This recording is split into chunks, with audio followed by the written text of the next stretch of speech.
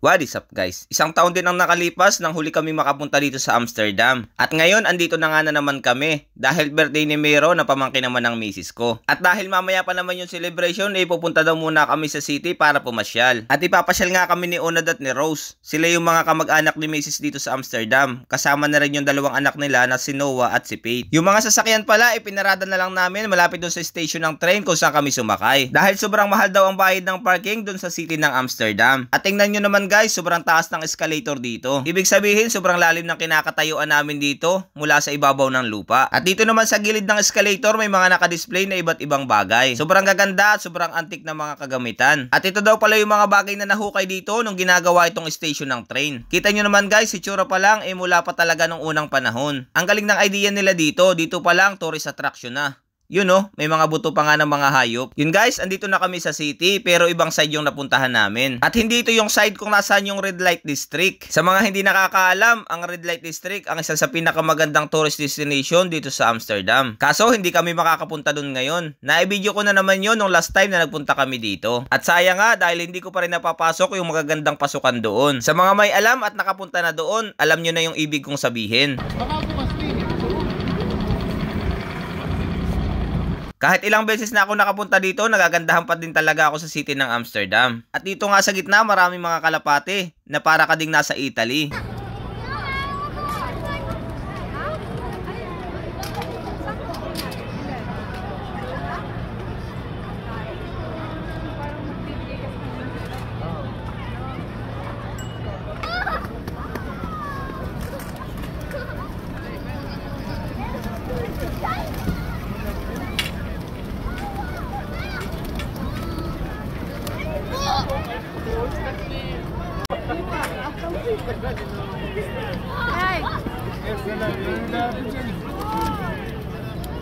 I don't want it to go in my hand. But then you said mama. It's my work. I make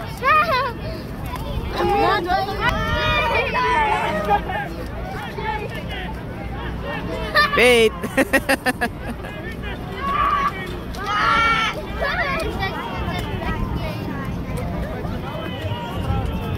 Jay, go Jay!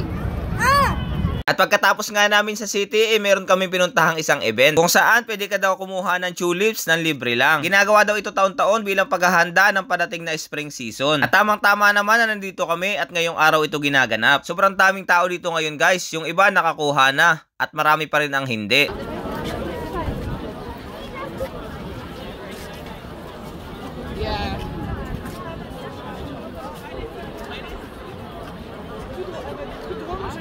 Yun nga ang pila. Saan? Yun, yung pilang yun. Grabe yan. Parang yun yung hindi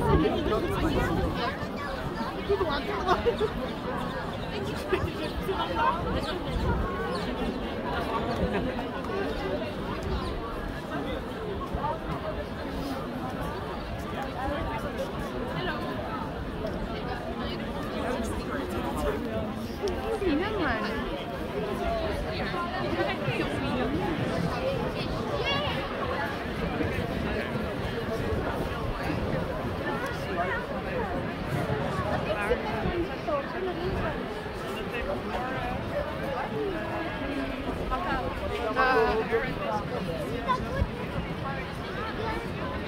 Grabe guys, kanina pa kami naglalakad at tinitingnan namin kung saan kami makakapasok at nakita namin sobrang haba ng pila. Kaya sabi namin dito na lang kami at wag na kaming pumila dahil baka abutin kami ng 2 oras hanggang 3 bago kami makapasok. Kita nyo naman siksikan, yung karamihan nga dito na lang sa gilid para lang magpicture. Ang kagandahan, yung iba nagbibigay ng bulaklak dito sa mga tao na nandito sa gilid. Naisip namin kung pipila kami talagang matataglan dahil yung mga tao sa loob kumukuha pa ng bulaklak at nagpipicture. Pero dito naman sa tayo namin, sulit na rin kami dahil tingin pa lang maganda na.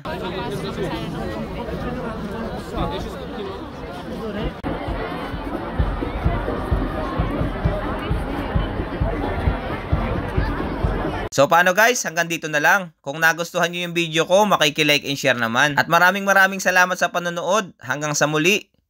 Ciao!